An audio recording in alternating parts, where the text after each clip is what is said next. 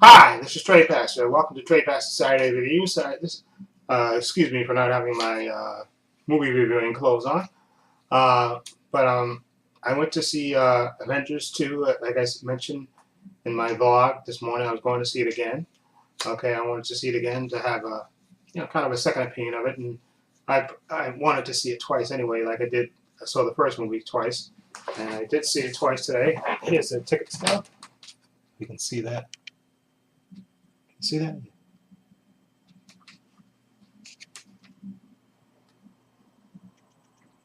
Yeah, there it is. 5/9, yep. There it is. Avengers 2, Age of Ultron. I saw it again today, basically in the same time, 11:30 a.m. as I did this time. But this time I had a center seat, and I got to see, the movie all the way through. And I have to say, it was packed again at the showing again, so I know it's going to make a lot of money again because the showing I went to, the theater was packed.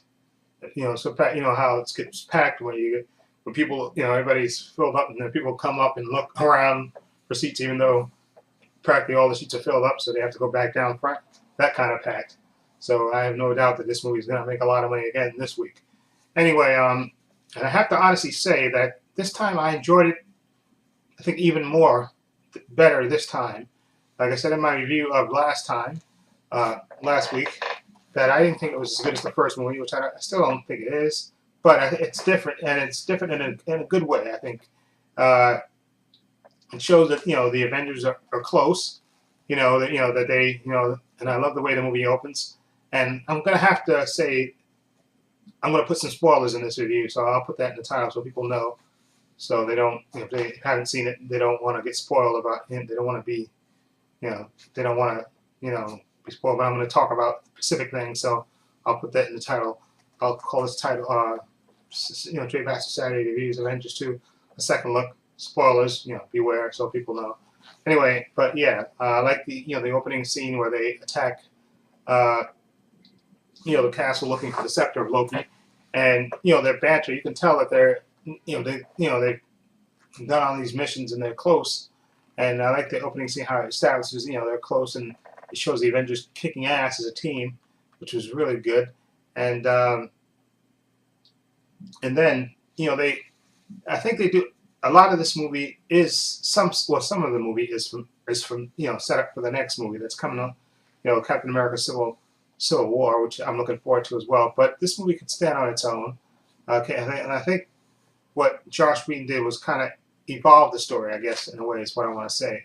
I think he evolved the story, with the Avengers, being a team now, and then of course they have their own interpersonal conflicts, and of course you have you know, the Black Widow and the Hulk, Bruce Banner, are having what I guess you call a semi kind of romance, or at least on her part, she's pushing it, to a reluctant Bruce Banner, and I like that. I know a lot of people said they didn't like that part of it, but I liked it, and I thought the way it ended with her, with Banner ultimately leaving the team actually, and not coming back, I thought it was true to true to the comics and stuff. You know how Banner shies away, and he's on the run, and because he can't really, because of his situation, he doesn't, want to get close to ultimately to anybody, and and he basically goes on the run by himself, which is just tragic and sad thing, but it was true, and I kind of like that the way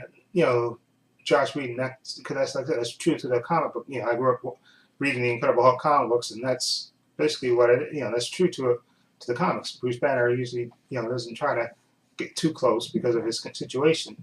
And I remember reading a comic book when I was growing up. I forget which issue it was, Incredible Hulk, maybe issue 500, whatever it was, where Bruce Banner had gotten close to a woman that worked on a farm somewhere, and he, and he actually considered staying there with her, but of course the Hulk, has to rear his head again, and Banner basically, has to leave her, and he laments. I think I remember him saying that better to never have loved than to love and lost, just regretting that he had to love and then he had to ultimately leave it because of his situation being the Hulk. So that was true to the comics. So I have to give Josh Whedon props for actually including that. And I know part of it also is, like I said, set up for the next Avengers movie, where I think what's going to happen is the Hulk is, Hulk, and kind of set it up as Hulk and Thor and Iron Man kind of away from the Avengers, but I got a feeling they're going to come back for the Infinity Wars. They're going to come back to the team.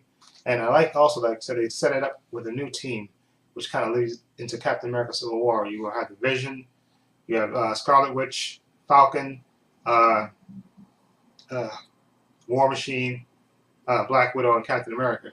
Those six, and it's going to ultimately come. And I'm looking forward to Captain America 3: Civil War, because I have total faith in the Russo brothers.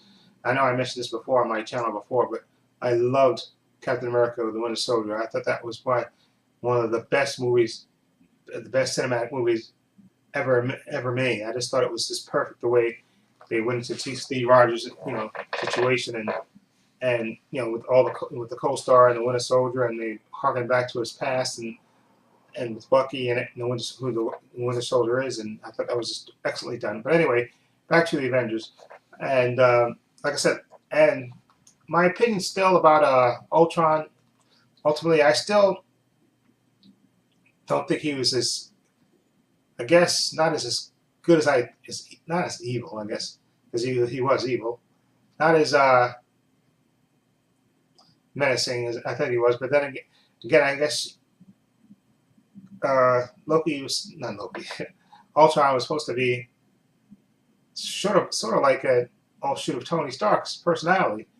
Ultimately, he was supposed to, because he was sarcastic as Tony Stark was the joke. And I think there was that line where he says, he says to Captain America says a line. He says ultimately, I wish I'm not.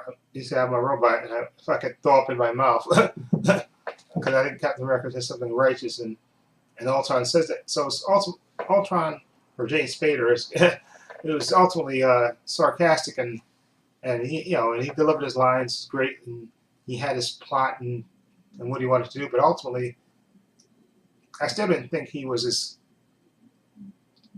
what I pictured in my head, I guess, and maybe that was due to James Spader's voice, which I know is weird to say that, but maybe Ultron should have had a more mechanical voice.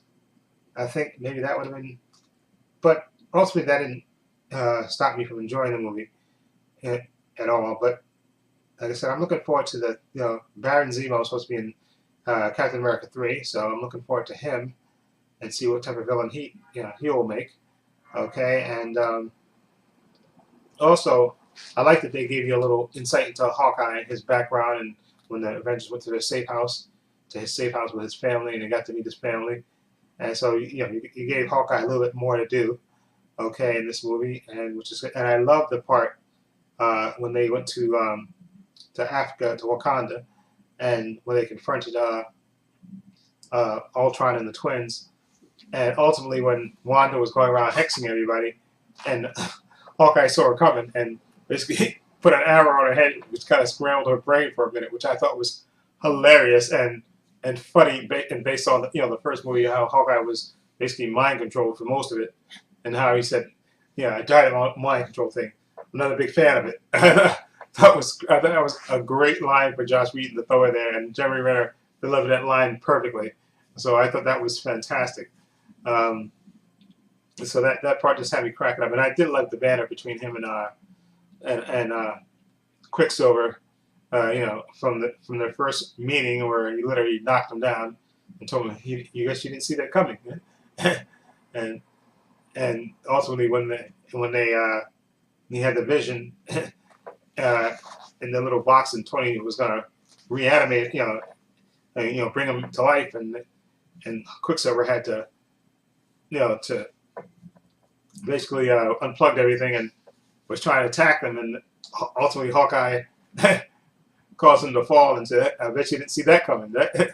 Which is great. I loved how that, and I loved Elizabeth Olsen as the Scarlet Witch, and I think that kind of setting up her and Vision in a way, which is good because they had a little interaction in this movie, and the comics books, they ultimately got married and stuff and had kids, and so you can see they started maybe laying the foundation for that in a future Avengers movie. So I did like that as well. And like I said, this movie is sort of dark in a way, but you get more in depth to the Avengers, I guess, in a way. And whereas the first movie was sort of bright in a way. I know that's a weird way to describe it, but sort of bright in a way, with all the characters coming together. Uh, and then this movie was, like I said, took place all over the world, and this, I guess, this was a darker movie. I guess more muted, I guess, in tone and stuff. And I did love Paul Bettany as the Vision. I thought he was fantastic, and I loved what they did with his character, and Paul Bettany's voice is just fantastic.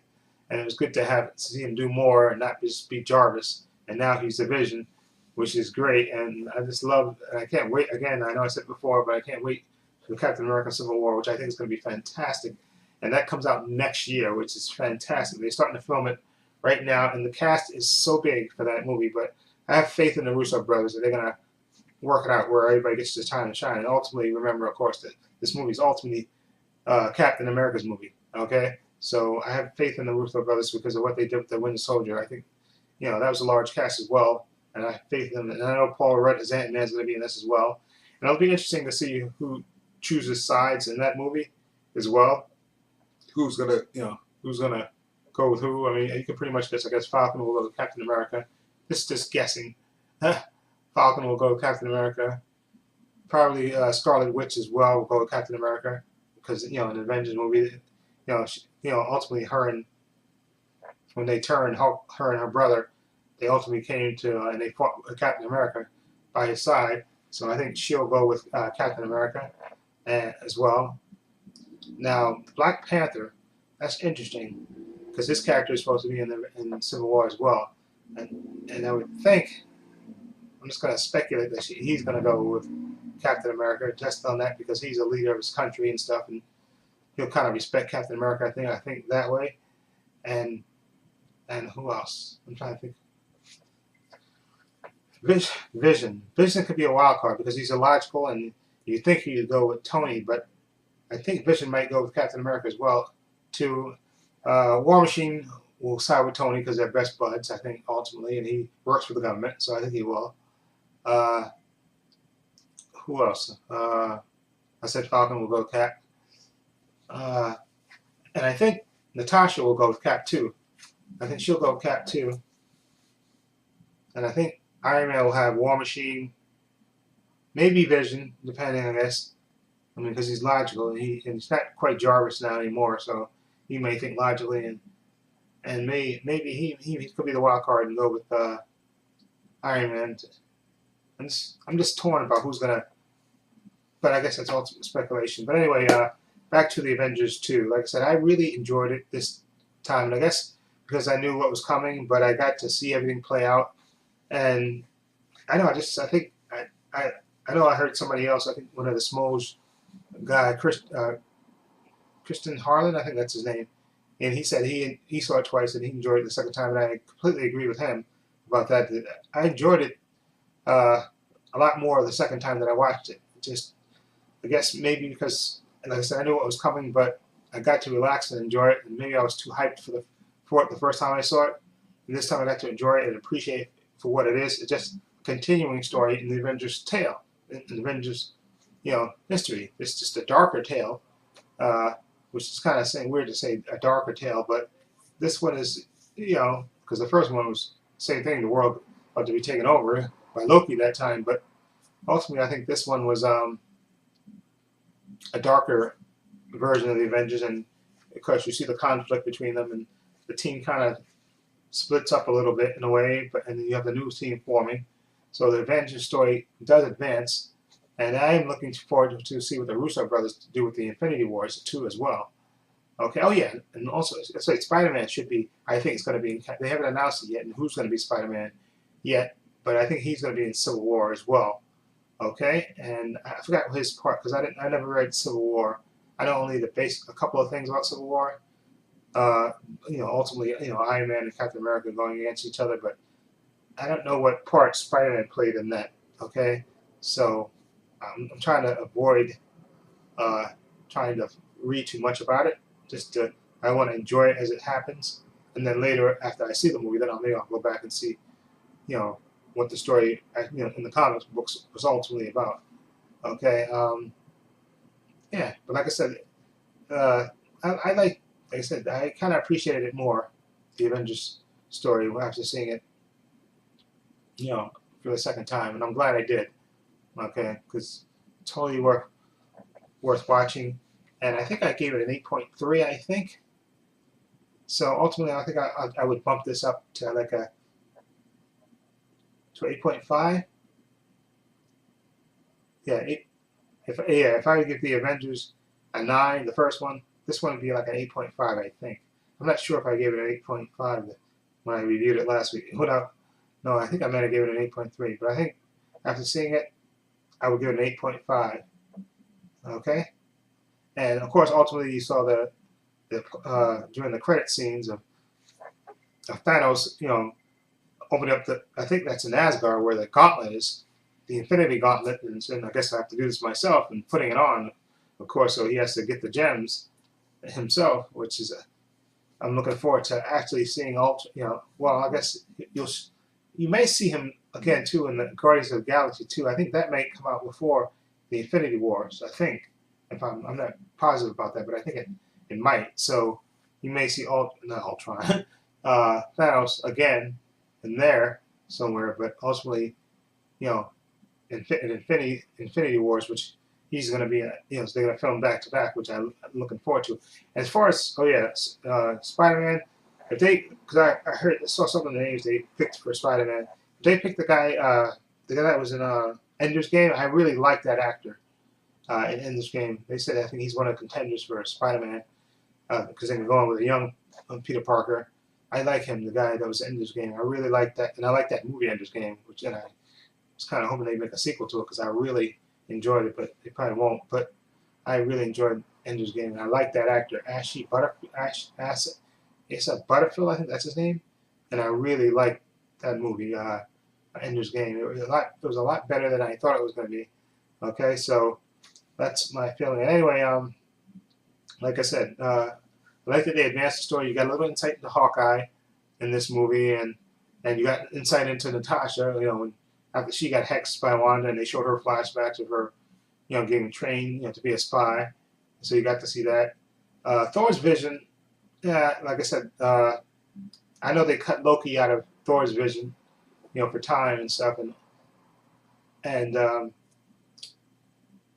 ultimately having Thor be the one, I guess, basically that named the vision, and you had him. I thought that was cool that they had him be the one to be worthy and pick up Thor's hammer and hand it to him and actually wield it one time. So he was worthy, even though I know a lot of people were kind of saying that Cap should hold it, because he's worthy, he's honorable, okay.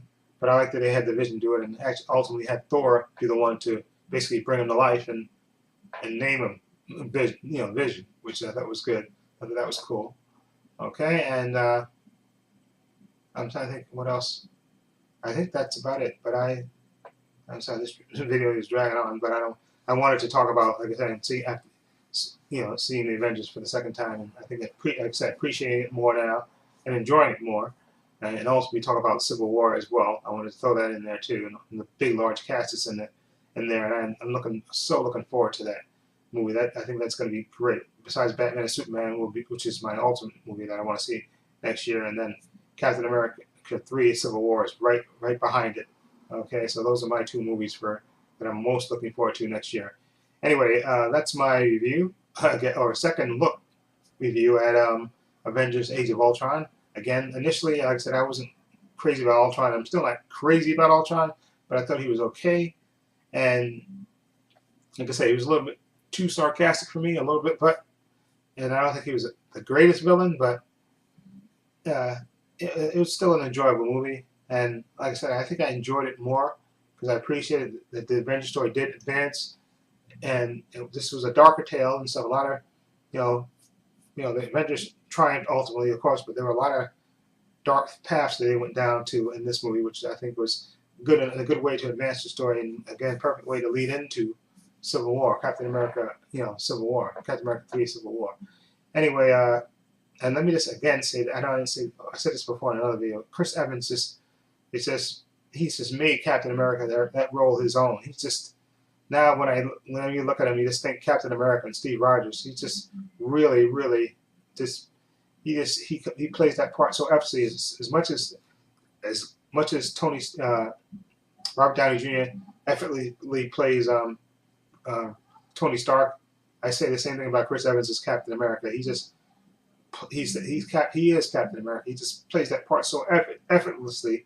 It's just an amazing thing to watch, and I'm ultimately looking forward to seeing Robert Downey Jr. and Chris Evans butt heads again in Civil War.